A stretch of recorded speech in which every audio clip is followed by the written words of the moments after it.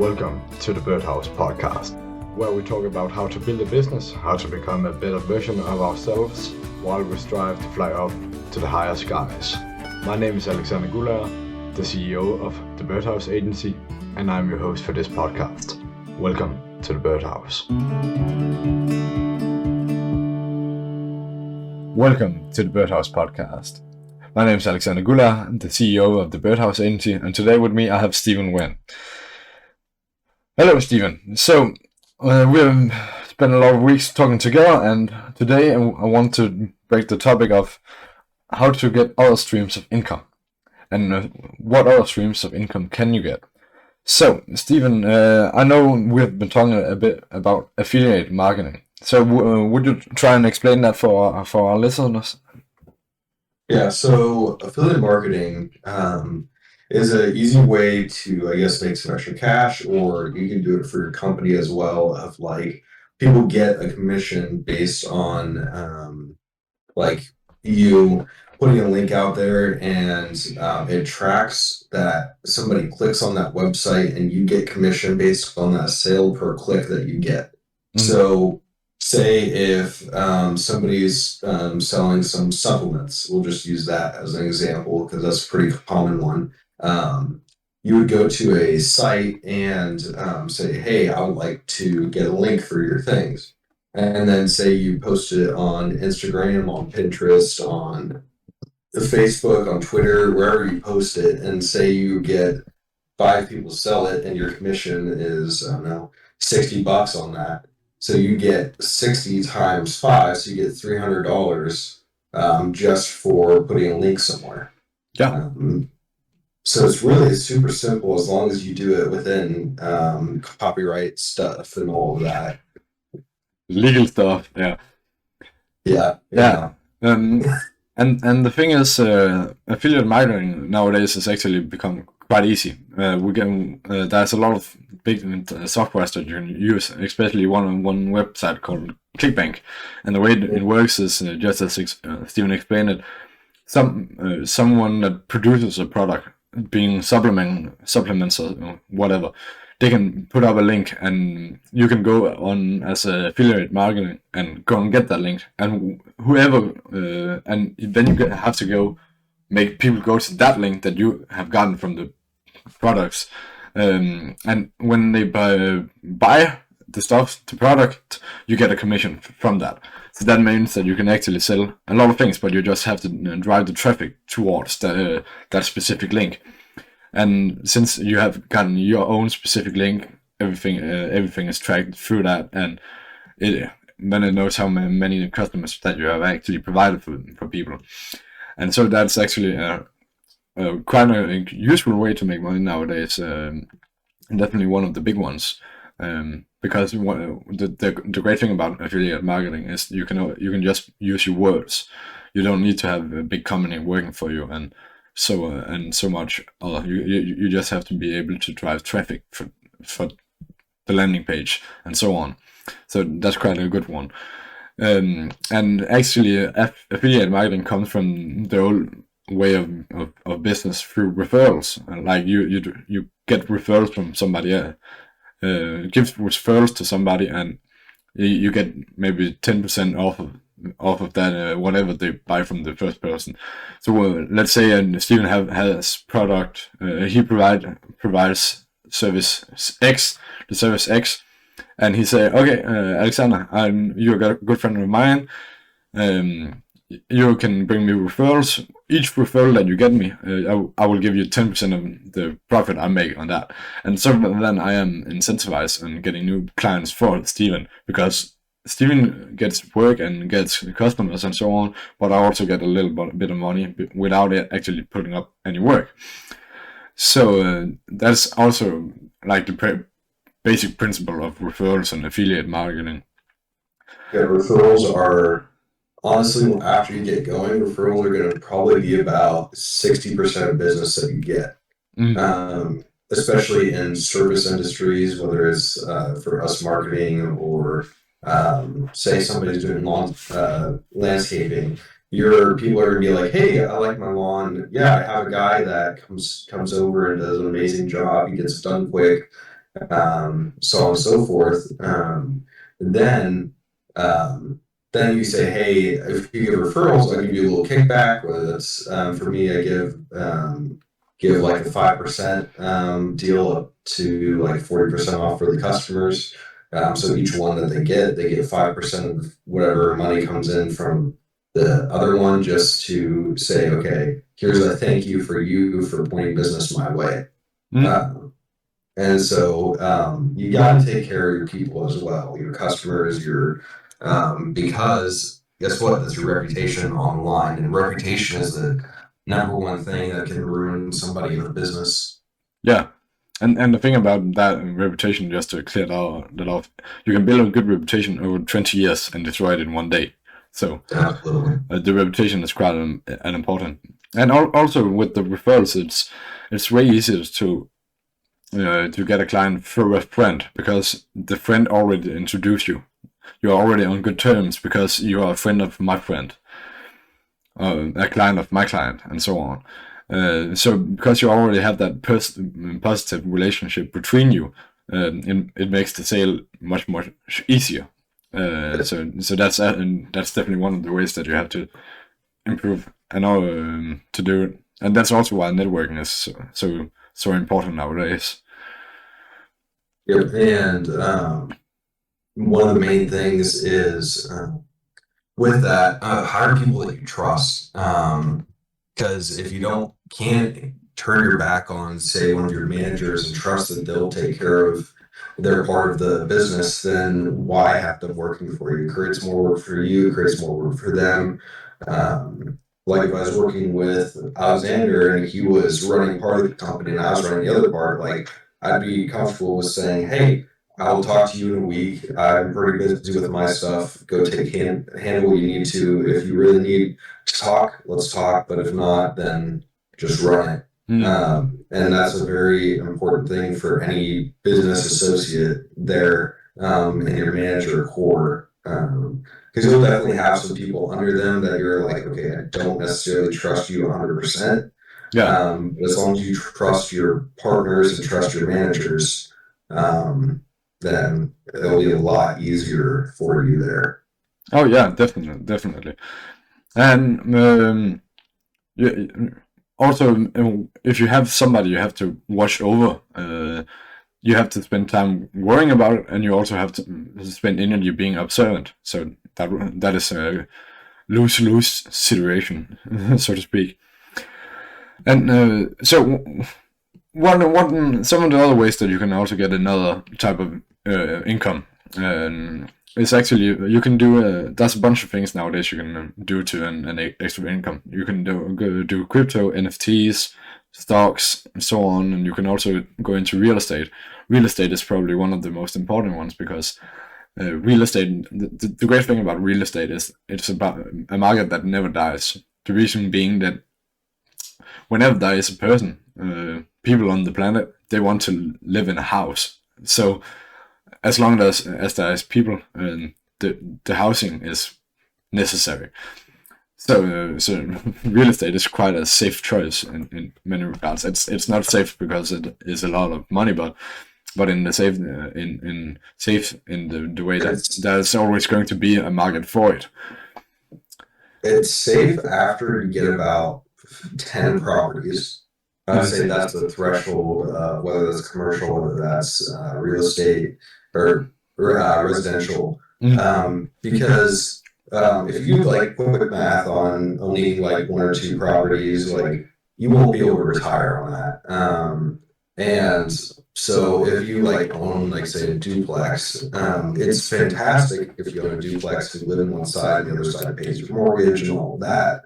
But after you move out, and then you have to hire a handyman, you put in that, okay, the heater is going to break, just different things are going to break. You really don't gain much over long term. But if you have about 10 properties, it's okay. You'll have 3,000 of untapped income, 5,000 of untapped income, depending on what houses that you have.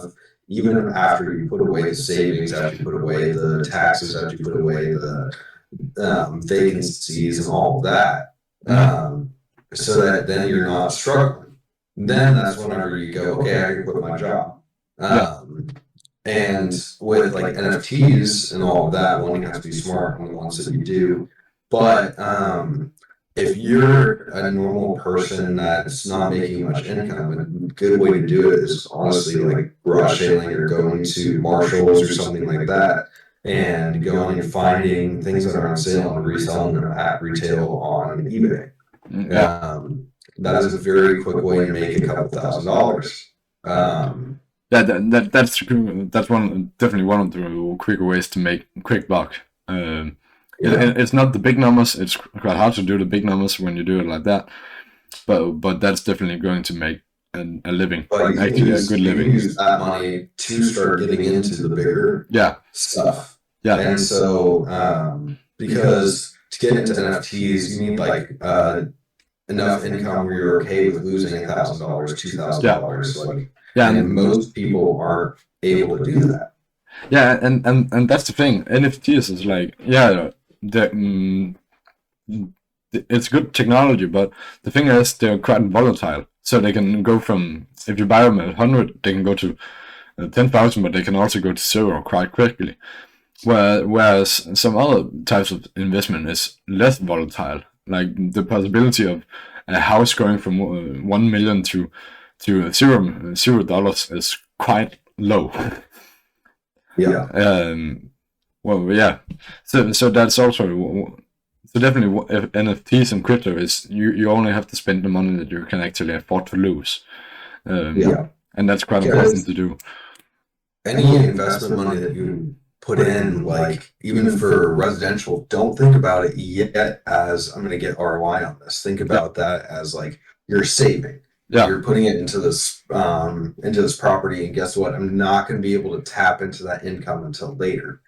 And that's just a huge mindset people don't have, because people think like, oh, if I do stocks, if I do crypto, if I do this, I'm going to get a quick return, be able to buy an Xbox, be able to do this. It's like, no, that's income that's away from you. That's not active income. That'll be eventually passive income, but you have to be patient.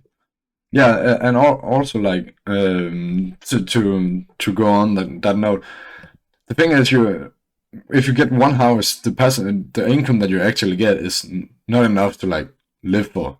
But if you can make sure that the rent that you get, the money that you get for the rent, is above the mortgage that you have to pay each month, that's net profit. So let's say you have a mortgage where you have to pay $2,000 each month. I don't know if that's reasonable, but let's just take that for example. And that's pretty reasonable on a house, okay. And on the rent, you rent it out to a family which pays $2,500. Then you have $500 net profit. $500 is quite a low amount of money to live for an entire month. But when you get 5 houses to pay that kind of money, that's 25,000 each month extra profit. That is without a big amount of work. The thing is, you also, no matter what, have to put that some into savings, put some into an emergency fund, put some into just different aspects. So even that $25,000, you're only probably making about $8,000 on that, that you're able to use, just because there's so much taxes and property stuff and all of that. And you have to think about, okay, you have to do the numbers beforehand of saying, hey, what am I going to get at market rent? Because $2,500 is a pretty good market rent. But in some areas, you might have a good deal that's low income area. So you might only be making $500 per unit that you're using. And you got to do the ROI on that to see if that is an actual profit or not. Some people think it is, but it might not be. And also, like, you have to find a renter first, a person to rent it first. There is going to be vacancy. People are not going to. You're not sure that people are going to stay in the house for 12 months all around the year. Like you can maybe go 8 months with a person living in the house, and maybe 4 without. And so you also have to prepare for that. And also, the bigger reparations, such as the roof or the kitchen, is also quite expensive. So out of the 500 that you actually have of profit, you probably only get to, let's just say, 50 you can use as you want, because the rest you have to make sure that you get up and you scrape together to make sure that when the roof is broken, you can actually fix it without it being way too much cost for you. Yeah. So you also have to remember that you have to maintain the houses as well, not just buy them. Yeah, so if you're looking for just pure passive income, something you don't have to watch, real estate is not an amazing option. And crypto can be, you just have to put it in the right stuff. Because right now, crypto's kind of Yeah, dipping. Because I'm doing some crypto right now, and with yeah, Ethereum and Bitcoin, it's pretty down compared to what it usually is. yeah, Um, but at the same time, guess what? That's how it's ebbs and flows. And that's going to be the same thing with the general stock market. It's going to be very volatile unless you get into the big five companies with Amazon, Google, Tesla, all of that. Those are going to be pretty steady. They're going to have volatile little areas, but over the long stretch, they're very steady yeah, rising companies. But people think like, oh no, after a month it dipped $50. Like, oh, I gotta sell. It's like, no, it's gonna go back up here in a second. yeah. So Yeah, and also stocks is much more on the long term. Most of the stocks, unless you're day trading, you should buy them for the long term. 97% of people who day trade are losing money versus gaining money, Yeah, which is a ridiculous number. So unless you're that 3% that really does well at it, honestly, have a monkey pick it for you, and you have a better chance of just keeping it in those stocks. I'm not joking. There's a study in Cambridge that they had marketing professionals versus monkeys. And the monkeys won by a significant percentage. really? Yeah, Okay. it's quite hilarious. But like, how did they measure it? They took like $10,000 and had a day trader. I'm trying to remember. I think it was 10,000. They had their day traders. They put 10,000 with them, and then they put like 10,000 with monkeys, and they had the monkeys just choose 10 random stocks. And granted, their scale was bigger. I'm just boiling it down for simplicity. Yeah, They had the monkeys choose 10 random stocks. They put $1,000 in each, and then they gave 10,000 to day traders. And the monkey stocks, they just kept it in there, and theirs went much higher than the day traders on their ROI. do you remember on like what time span? I think it was like a couple of years, Really? 3 or 4 years. That's so fun though. Versus, I'm just looking up numbers. See, complete random dart, 39% better. 39% better. Yeah, I think that's what I'm reading on this one. At least a quick glance. I need to reread it, but that was a while ago that I read. But I think it's like, yeah, that's a significant amount larger than putting it into like an Edward Jones account or whoever your investor is. 37%. That's a lot. Like that's actually a lot of Yeah. difference. Granted, sometimes you are going to lose if you have that happen, but granted, it's like it's just crazy that is a thing. Oh yeah, definitely. Definitely. The monkeys. I actually didn't know that. That was actually quite fun. Yeah. I also think it was Warren Buffett who had the quote that the stock market is a tool for making the pay was a tool for giving the impatient people's money to the patient people, or something along those lines. Yeah. And yeah, I think that's Yeah. definitely true. If the thing is, if you put an investment amount in really anything, whether that's silver, gold, whether that's stock, whether that's whatever, if you're patient enough with it, eventually it might pay out. Yeah, So, like with Warren Buffett, he was big into gold and silver. Granted, he got into it at the right time, but like he eventually made a huge payout. Um, Even though if you look at it, it's been about similar, if not a little bit lower than like what the index has been. But it's still a way to, if the economy crashes, like it's a way to have something physical that is going to be worth something.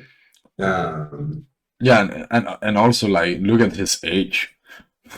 yeah, He's one of the oldest people. because he's been in that market 40, 50 years, Yeah, so like if not longer. he has definitely got a good feel of the compound interest, so to speak.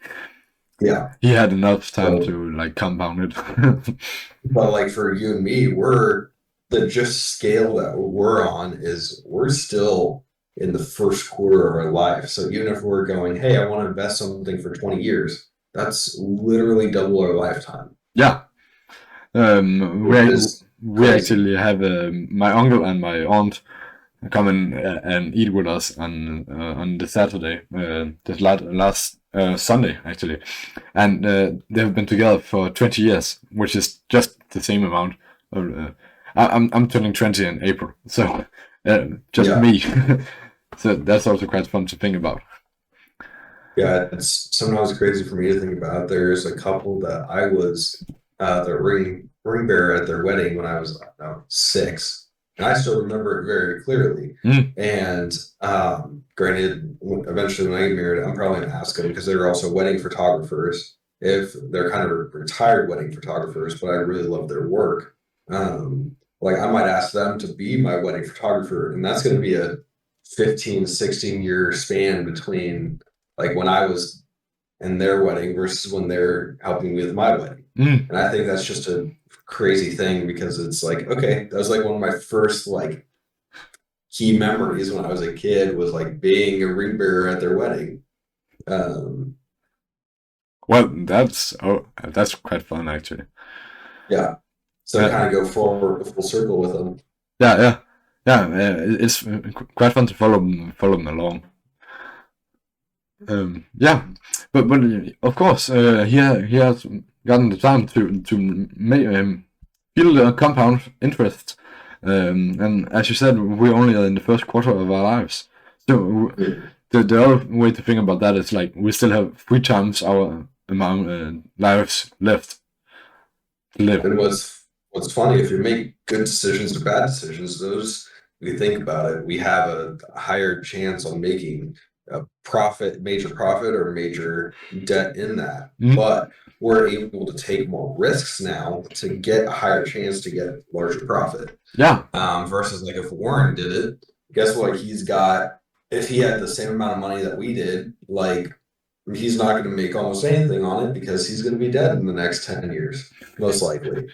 Like, so it's yeah, going to be harder for him to get a large ROI on that, like we talked about last week with retirement, like putting $20 a year from starting now versus putting 50, 30 or $50 in 10 years. We're still going to get a larger payout. mm, If you do that each month or each day or whatever, each week, we're still going to get a larger payout than somebody did it with $50 in 10 years just because of that compounding interest. yeah. So like invest early and let the compound the interest compound. And that way, that thing you have to think about in every aspect. It's about building a good fundament for your business Foundation. and foundation for the rest of your lives. The stronger the foundation, the stronger the empire, so to speak. The Yeah. stronger the business. And the foundation can be building skills. Like that's where most of my foundation is right now. It's like I don't have ton of money right now, but I do have a ton of skills that I can go use. Yeah. And so, like, even if this business doesn't work out, if insurance doesn't work out, I can still go to businesses and say, hey, I still can do carpentry, I can still do IT, I can still do this, I can still do that, just because like then I'm more marketable. Yeah. And I can also call people's bull crap out when they talk to me. Hey, how about this idea? And I'm go, okay, that is bull crap. Hmm. And the thing about it is you can always lose material possessions, but you can lose the abilities of your character. So that's why the most important asset is your character, and that is why Except if you get many concussions. Well, that's quite unfortunate, but your character is still definitely the biggest asset. That's also why you have to improve it and maintain it by working out and eating healthy and so on. So that's quite important as well. To make sure that your asset, that you have a backbone to fall back on, because you can always fall back on your own abilities. But if you have built up something that you only rely on others to do, you can slip through your hands, and that's just no good. That's not a good foundation to live on. If it's held up by somebody else. Yeah. And one of the biggest quotes I've heard is that however much money you have, that's going to magnify your character. So if you're a good person, like, because you've seen bad people with money, you've seen good people with money. Granted, we can hear more stories about the bad people because that's what sells in the press. But there are more good people with money, because what money does is it magnifies your character. So if you're generous with little, you're going to be generous with a lot. If you're greedy with little, you're going to be greedy with a lot. And so, like I was hearing Jordan Patterson say with it, like, let's see, like that's a very good quote from like the Bible with different things. And he was just like, that's a very great concept for business, for life. Like, even if you're not a Christian or whatever, like, there's a lot of like biblical aspects that is just life advice. And that's one of them is like, with like the golden rule is like, do unto others what you want to be done to yourself. And so it's like, okay, I'm going to treat everyone like I want to be treated with respect. And if you want to be treated, really, if you want to be treated like trash, then treat people like trash. And people don't really, and that's how you're going to be treated either way, is however you treat people is going to be how you're treated. So, and the thing about that is also, if you like start by trusting people, they will also be way more natural for them to trust you. And the thing about trusting is, like, if I trust you, I don't have to worry about you, because I trust that you do what you have to do. And there are givers and takers in this world, and you got to know. Let's see. You got to know how to look for the takers. Let's see. I'm gonna. So I'm looking up something that I saw a while ago. There's a TED Talk that I watched a while ago that because there's also two types of givers and takers, the agreeable and the disagreeable.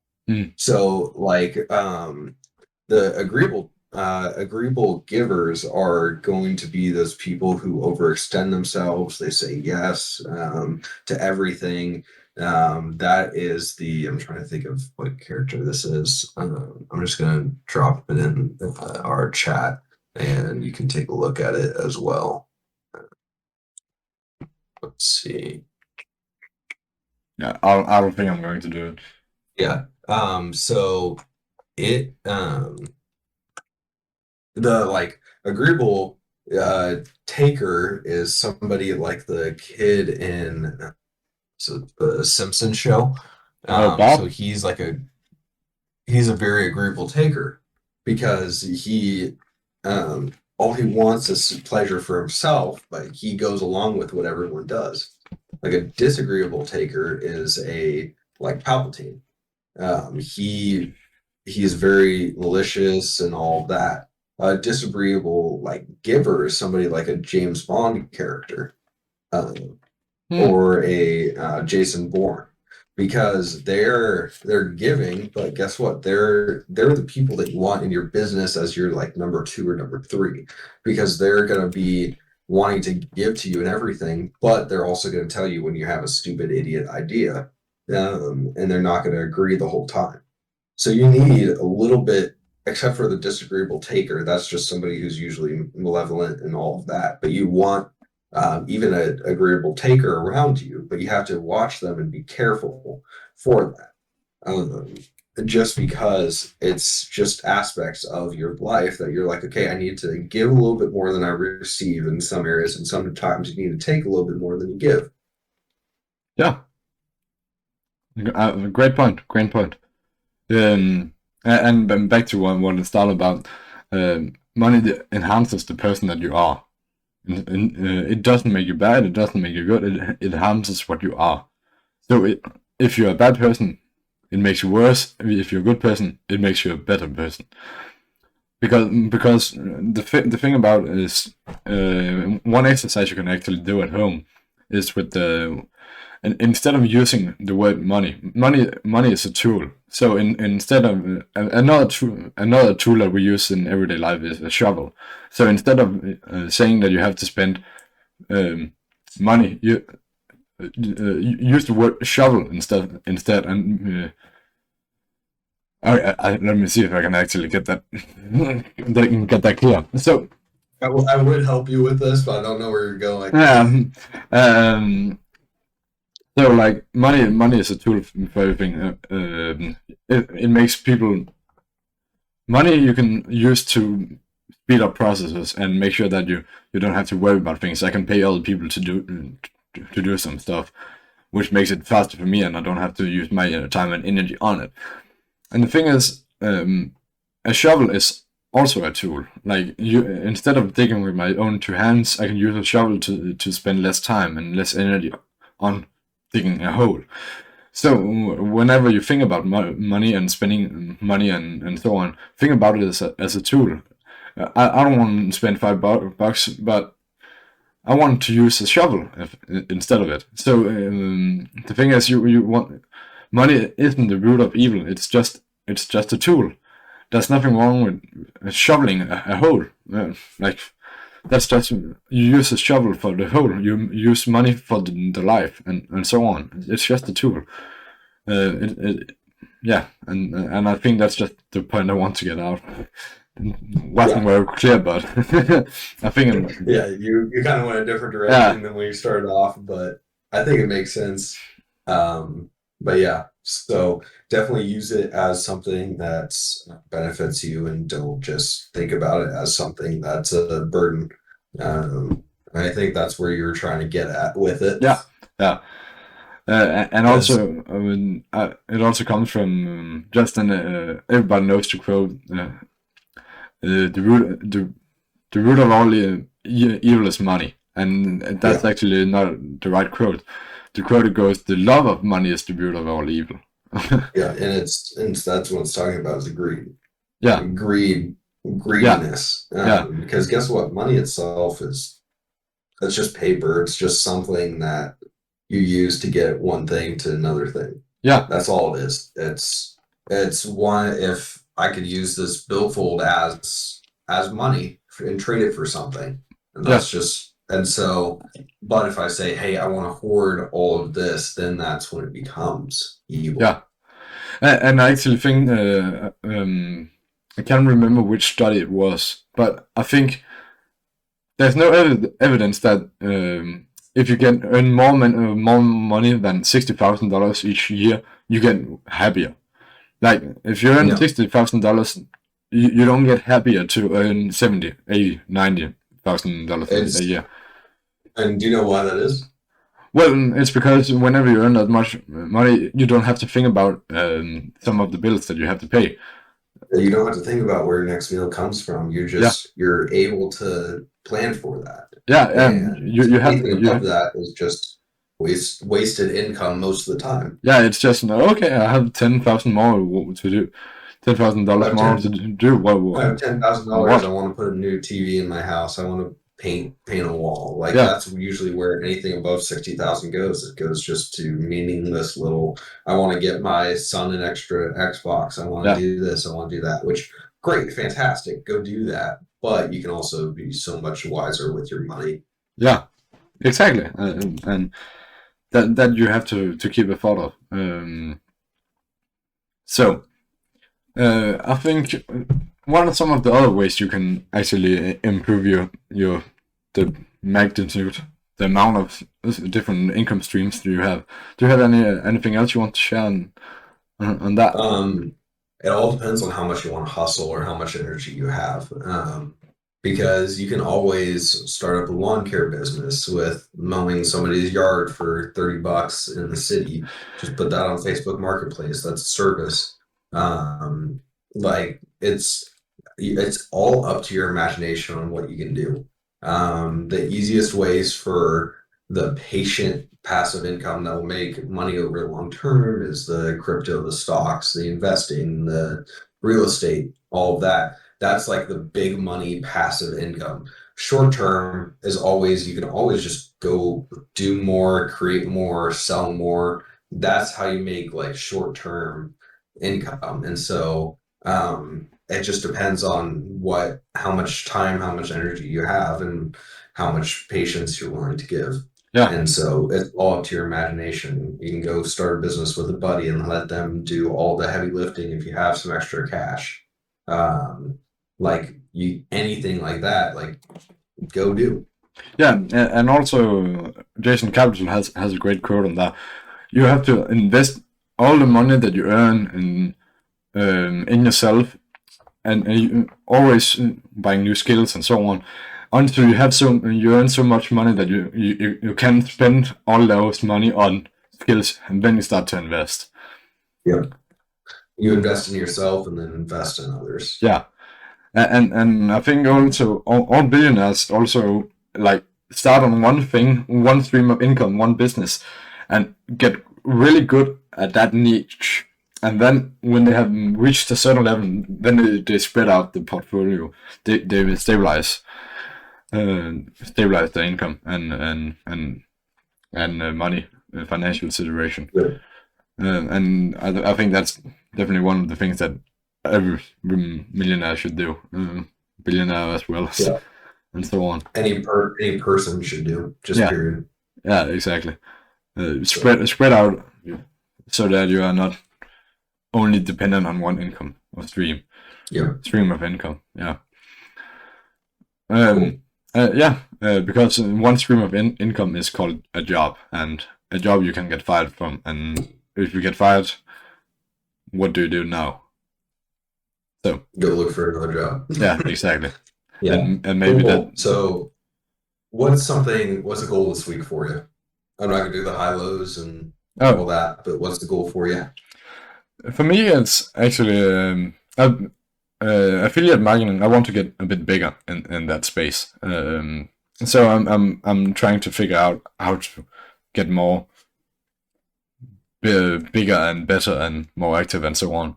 Because I think I really want to expand that way. Also, Yeah. So how about you? What is one goal you have? Get feeling better. Number one.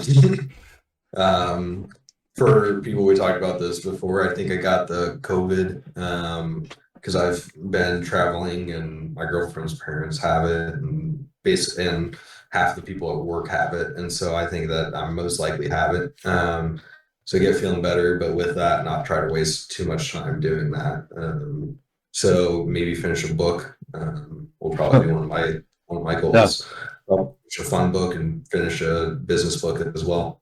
I'm trying to finish two while I'm sitting here and not able to do much and go out and socialize and all that.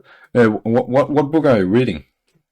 Probably next book, because I just actually finished one with my girlfriend this last weekend. We finished the first Percy Jackson book because I've never read those before.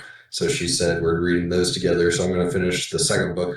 But also, I think the next book I'm going to read is called The Monk That Sold His Cadillac.